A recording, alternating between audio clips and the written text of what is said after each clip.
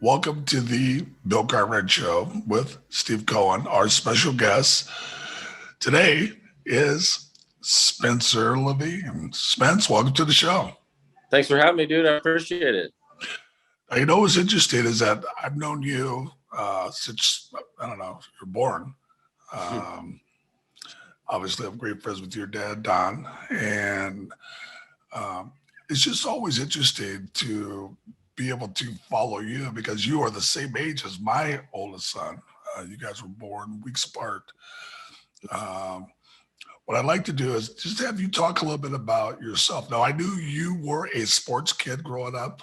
Can you talk Yep. about that? Sure. Yeah, I mean, I grew up playing baseball a lot, a little bit of hoops, and golf came kind of late for me. Yeah, when I was a kid, it was baseball year round, man. It was from when I was about. I just remember, growing up, a lot of the same friends I have now are guys I, grew up playing ball with when I was a little kid. So I remember playing baseball from when I was about 8 until about maybe 15 or so. And then I started playing golf, and then I played a little hoops, little rec leagues here and there, played a little junior high hoops, that kind of stuff. But mostly baseball my whole life, a little bit of basketball, and then didn't really get into golf until I was about 15. But yeah, it was my ever since I can remember as a kid, my life has always kind of been about some kind of sport. And then after 15, it's been golf until now. So, but I love sports, and that's a big part of my life and following it. And yeah, when we hang out, we talk sports all the time. So yeah, that's kind of my deal. So, talk about growing up and talking about how you really started playing golf and what do you feel that's made you the talent that you are? Um, it's funny. When I played golf when I was young, my dad had me. He cut down some of his old clubs, like real small blades that were really hard to hit. And I didn't play very much, but when I did, I had to learn how to hit with like clubs that were really hard to hit. And when I did play, he'd sign me up for a tournament, which was kind of interesting because usually I think if a kid's going to go out and play golf, or if they're just learning, most of the time they would want to do it in a recreational type of deal. But for some reason, my dad thought that eventually, if I ever wanted to play golf for a living and did it serious, he kind of wanted to ingrain it in me that to take it serious and think of it as not a social thing. So I think even though I didn't play much golf when I was a kid, when I was 9, 10, 11, 12, I'd play a couple times a year, and it was in a tournament, and I would play with clubs that are really hard to hit. So I guess once I started getting more into golf, I think it was good I was kind of raised that way on it, because I think it helped me, with my ball striking, probably with the small clubs, and then to think of it as more of a serious thing. So when I first started playing in tournaments, I wasn't very good. I was always, back of the pack with all the kids. Those kids were playing every day and stuff. And I was into baseball and all that. But I think just that mindset of it, and maybe teaching me how to do it that way growing up, I think probably helped me in the long run, at least somewhat. It definitely didn't hurt, I don't think. So. Well, let me ask you a question. When did you feel like you made that jump? Was that in high school? And what motivated you to want to be not the guys who were in the pack? Right. I it kind of once I became about 14, 15, I started getting a little better. I was beating some guys. At that time I was playing baseball and golf. And then actually I do remember it was the state high school tournament. It was just one round, but if you made it to like the finals of the state high schools, there were a couple different, stages, tournaments you had to go through. State finals, I was a sophomore, and I won it. I think I shot like 5 under par, and I beat a couple guys. I mean, I won the tournament in the state, and the top guys who were a couple years older than me, in the high school area, they got, they were really good players, not just in town, but in the country. And they were seniors and I was a sophomore. And then I thought, well, I know it was just one round, but it kind of made me feel like, okay, if I can beat these guys now in a tournament, I got a future doing it. So that next year I didn't play baseball anymore. So my junior year, I quit playing baseball. I just started sticking to golf full time. And then I dedicated myself to that. And then, so I would say it was probably right around when I was a sophomore in high school, just winning that tournament, beating a couple guys who were pretty high profile guys for the area, and actually, juniors in the country at that time, kind of made me gave me some confidence to feel like I wanted to do that as moving forward, at least try to get a scholarship and go from there with it. Hey, did you have any rivals in high school or some guys you played against in different tournaments that kind of Yeah, motivated you? that's a good question. There was a guy my age named Kyle Metzler. He's still a friend of mine. He was a really good player. He got a scholarship to University of Texas, played at Sheldon High School. So he was a really good junior player. But other than that, like locally, I wouldn't say so much rivals, but you know, I was able to play in a couple national tournaments. You know, that my mom and dad helped me get in, and I would travel and go play in those. So you would see guys on the national level, like there was maybe 15 or 20 guys that were really good that you were competing against in the national junior tournaments. So I wouldn't say it was like one specific rival, but you knew who the guys were who were going to get the scholarships to the big schools and stuff. But locally, I would say me and Kyle played at about the same level then. And he was a good player. And, you know, he got a scholarship to Texas. We both made it far in the US junior and all that. So Kyle, Kyle Metzler, definitely. I remember playing against him growing up. I hope he's doing good. So yeah, I heard he's in Arizona now. Kyle, if you're listening, what's up, man? How you doing? Hey, can you talk about UCLA? Talk about the coach and how you ended up there. Yeah, well, actually, I was gonna go either between UCLA and Oklahoma State out of high school, and Oklahoma State is a really big golf school. It's like it'd be like Ohio State football, or like a Kansas basketball type of thing. Yeah, that's how it is for golf. So I was always, there's a lot of pros who went there, and that's why I wanted to go there. So it was either there or UCLA. But then last second, I wanted to go to UCLA just because, it's a great school, and it's just kind of something, as a California kid, I'm sure, I know you went to USF, but I know a lot of guys probably want to go to UCLA. So and the coach at the time was a good friend of my dad. So that's another reason why I wanted to go. So that on top of just kind of knowing its history and knowing its reputation kind of led me towards UCLA. So what led you to leave UCLA and go to New Mexico? Well, I wasn't exactly on the honor roll at that. I'll just leave it at that. I couldn't quite find the classroom door. So they basically said, thanks for coming, but see you later. So I ended up leaving there, and I got the credits I needed. I went to Sac City actually for a semester to get my credits back. So because University of New Mexico offered me a scholarship after that, but I needed the credits to go. So I went to Sac City, did the credits, did what I needed to do for a couple months, and then ended up going to New Mexico, which actually worked out. So did you enjoy your time in New Mexico? I did. I made a lot of good friends there. I did well there. Did better in school, obviously. It couldn't do any worse. So, but I did better in school. I ended up, getting like a 3.0. Ended up being a first team All-American. Made a lot of friends that I still talk to all the time. And the coach there is still a friend of mine. I still talk to quite a bit. So, Glenn Milliken. Glenn, hope you're doing good. But yeah, and the thing about that school that was cool, Bill, was the practice facility and everything in terms of golf was great. They let you do whatever you wanted if you want to be a golfer, which, is what you're looking for. And there was a lot of support in the community for the golf team, which was kind of cool.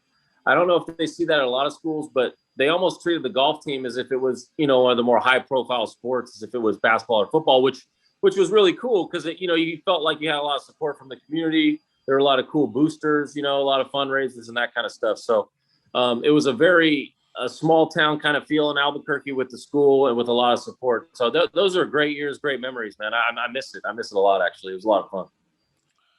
Hey, can you talk about your senior year? You're graduating now and you're thinking about turning pro. Did you feel that you were ready? Yeah, it's funny. I could have came back for my senior year, but I decided to turn pro early.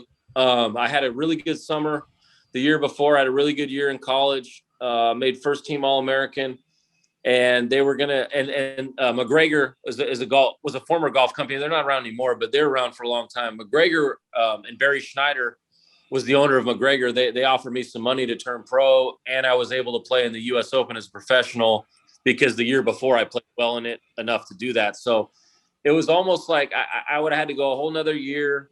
I didn't want to do that. I saw a little money on the table, and I was going to get some starts on the PGA Tour as well because of how I played in college. So it just kind of made sense to me to turn professional at that time because I was going to plan on turning professional anyway.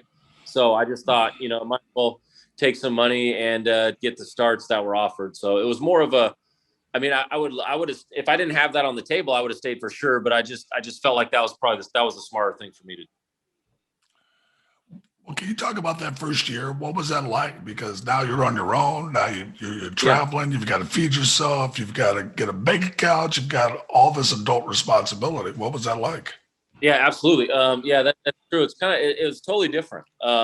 I didn't, the qualifying school every year they have is to get you, either on the web.com or the PGA. And I didn't get through the qualifying school my first year as I turned pro, which, was shocking to me because, just the college career I had in turning pro early, I think, most people and most guys who follow golf probably would have thought I at least would have made it to the finals of Q school. Just based on my play in college, and I didn't. So it was kind of weird. I was already expecting, I think when you're playing well too, you see everything's going to be perfect, and it doesn't work out that way for a lot of guys, and it sure didn't work out that way for me. So not having one of those major tours to play on, like you said, I'm traveling around and I'm playing mini tours and stuff, and it was you're staying in little cheap hotels, kind of living out of your car, eating real cheap and not playing for much money. And it hits you real quick. Like, man, I'm going to have to work a little harder now.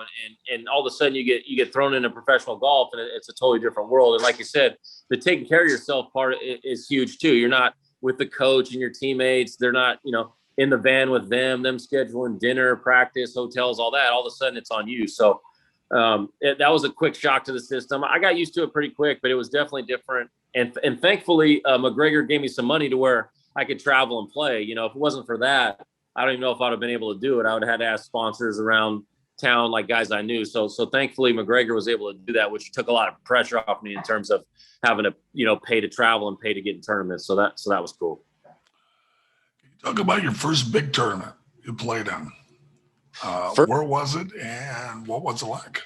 My first big tournament, I would say, I guess it'd be when I was still in college when I qualified for the U.S. Open.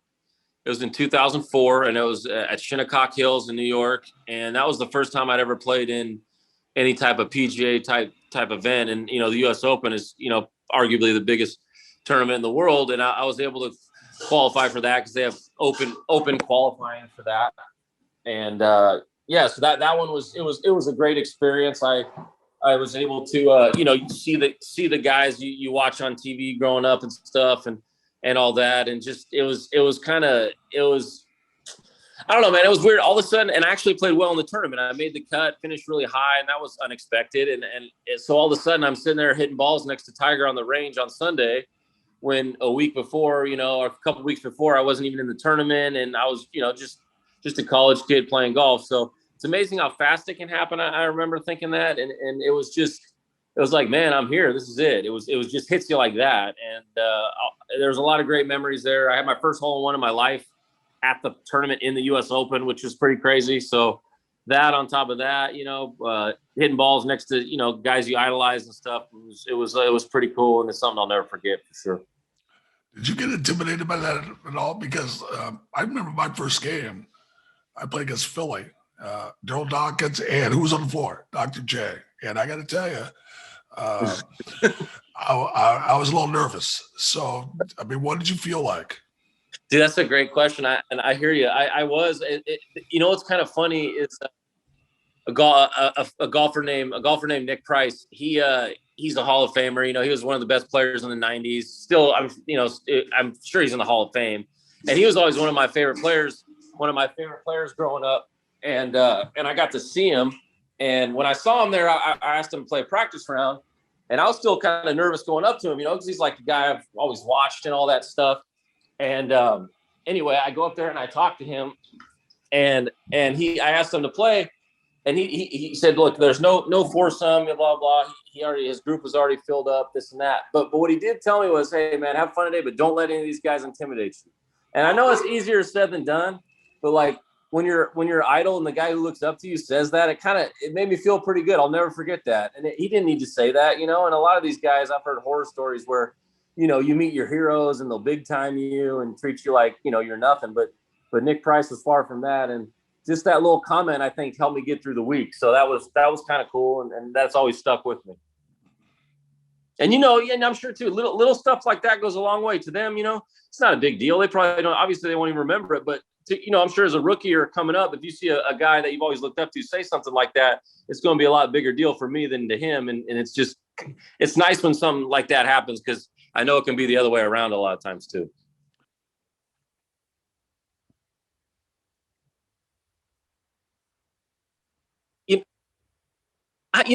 Maybe, you know, it's a good question. I've never thought about that. I just remember going up to him thinking like, you know, it'd be like kind of like going up to talking to a pretty girl or something. You know what I mean? Like you're just nervous. And I went up and talked to him, but he made me feel at ease. So maybe he did. I don't know if he sensed it, but he was definitely cool. He wasn't short with me. He didn't try to big time me.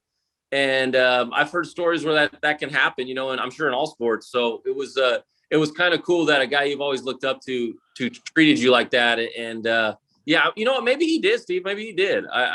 But anyway, it definitely helped me out, and it definitely made me feel a lot more comfortable the rest of that week. That's for sure. Talk about how, well, for one thing, who your caddies have been and how important they are. That's a good question, man. I've had a lot of different caddies. I'd say there's been maybe 3 caddies on the tour that were, you know, kind of for an extended period of time. Mike Hicksy was a caddy of mine for, I would say, a few years until I hurt my hand. And then Tommy Bennett from Augusta, Georgia was a caddy of mine for a couple years. And then a really close friend of mine named John Turcotte was a caddy of mine for, you know, over a couple years. So I think, you know, there's been times where I might have a couple caddies, like the last couple years on the Korn Ferry Tour. I haven't gotten many tournaments, but I've had a guy named Smiley. Chris Hall's been working for me just a few events, but off and on, a couple times in my career, I might switch it up here and there. But those 3 guys I mentioned for the most extended period of time where it was like a full-time deal, those guys. And you know, they've been great. And Hicksy and Tommy Bennett have been doing it for years and years. I mean, Mike Hicks was Payne Stewart's old caddy. So he's I got to be in his 50s now. And he caddied since he was 19 years old. He actually caddied for Donnie. So, I mean, he's been around the block a million times. Wow. Tommy Bennett caddied at Augusta. He's a club caddy there. And then he caddied on tour for years, caddied for a lot of the big names. You know, I know he caddied for Webb Simpson for a long time. So, and then John Turcotte, my friend, he was actually a former player. I got to know him playing on the Webb tour before I got my car. We became close friends. And then when he stopped playing, he wanted to caddy. So he started working for me, and it was great. So, but yeah, those caddies are great, man. I'm still in touch with them. I still talk to them quite a bit. And John Turcotte's still caddying. So is Mike Hicks, and so is Tommy as well. So, but yeah, I still talk to him just, you know, to kind of catch up with them, see what's going on. But yeah, it's kind of interesting you say that, because the caddy, you spend more time with your caddy than anybody you know. I mean, you're spending more time with them than, you know, your girlfriend, your kids, your family. So you're with them every day if you're on tour playing every week. So it's important to have a good relationship with them, and I still keep in touch with them, and they become and are still my good friends for sure. Well, let me ask you, what makes a great caddy? Why are they so important?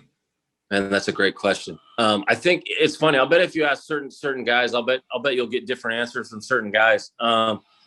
It's more for me. It's just kind of keeping my head in the game instead of getting too down on myself or getting ahead of myself. For me, it's just more of being around a guy who knows you more as like a shrink than as somebody's going to help you with your golf. I mean, and any caddy will tell you too. It's the caddy can do so much, right? It all comes down to the player hitting the shot and hitting the putt. But at the same time, I feel like in order for a player to play their best, they got to be comfortable with who they're around, and they want to have the right caddy with them. So it's kind of it's an interesting situation, like you said. I think what it's knowing your player knowing when to say something, when not to say something. It's more that than it is saying, okay, this putt's going to break to the left, or it's a 5-iron, not a 6-iron. I'd say it's more, hey, we got this, or knows what to say to get you in the right frame of mind. That's what makes a good caddy, and that's what makes a caddy stick for a long period of time, I feel like. Hey, I remember because ups and downs are a big part of sports. And I remember 1980, I missed a free throw in Atlanta. And I still remember that because I had a chance to win the game. Mm-hmm. And I still remember it. And that's regardless of winning the championships. It doesn't matter. You always remember the disappointment. Talk about some of your disappointments you've had and some of your really high spots that you've had. That's a good question. Yeah, my biggest disappointment. I still think about it every day. It's pretty crazy. It's the Phoenix Open, and I want to say it's 2012. 2012. That's it. 2012. I had a big lead, and I had like a 6-shot lead going last round. I didn't win. I finished third, and it was it's really strange. I mean, golf. I was talking about this with somebody the other day. And I mean, at least maybe not every day, but I mean, it still pops in my mind a lot. And just because with that kind of lead, you're expected to win, and I didn't do it. But anyway, I remember I finished third alone, and it was $400 and something thousand check. And to this date, that's the biggest check I've made. I finished second in another tournament, but it wasn't for the same amount of money. But in terms of the check itself, that was the biggest check I ever made. And it was the worst I've ever felt in my life on a golf course. So think about how weird that is. In the sport that everybody loves, it's the most money I ever made. And I remember it was the worst I've ever felt about myself in my life. And it was the most money I ever made playing golf at this point. So it's just really strange to think. It's hard to imagine that in anything else. I mean, it's hard to relate that to anything really. So that was my biggest disappointment, just because I was expected to win, and it was just a nightmare day for me. But, I never won on tour. I finished second, third, I finished everywhere but first on tour. Same with the web.com. I made it to a playoff in both of them, just didn't win in a playoff. So pretty much it's funny. Like I've had tournaments where I'll finish 15th, where I've had, or even 20th, where I've had a great last round. And then that's a high point. I've had finishes, like I said, I'll finish third. It was the worst day of my life playing golf. So golf's weird that way. The high points, I would just say, anytime you have a good last round and make some money. I mean, that was always a high point, whatever tournament that may be. If you're, or just on a good roll, playing well, having a high finish. So it all kind of depends on what you're expecting at the time and where you are starting the last round, that kind of stuff. But yeah, I would say that the high points were just a couple years there. I played really well, and I had a lot of good finishes and finished pretty high on the money list. I would just say those a couple years in general, like the 2010, 11, 12-ish, that area I was playing really well. So just in general, those years were good, except for that week itself, and I had another big lead too in Jack's tournament, the Memorial. I had a 3-shot lead and Tiger came back and won and beat me. And I had a bad back nine. And once again, I finished maybe third or fourth. And even though I made a lot of money, it's a huge check, you still feel crappy because you're supposed to win. So it's just kind of weird how that works. But it's more kind of, for me, it's more how you do the last round and how you kind of finish, which kind of, like you said, you missed that free throw at the end. I bet if you missed that free throw in the second quarter and you guys lose by one, it's not even really what you're thinking about. So it's just kind of, at least for me in golf, it's like, just because it ended that way, it's fresh in my mind. I don't hardly remember any of the great stuff I did that week, just kind of the way it finished. So anyway, hope that answered your question. Oh, that was great.